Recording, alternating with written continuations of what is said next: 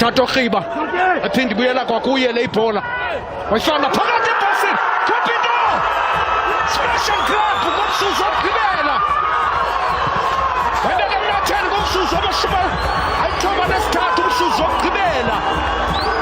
ukusuka kona bhola kusentalani uzothi uzobambe kwanele kodwa uzoxhomekeka kwi-celebrations zaStellenbosch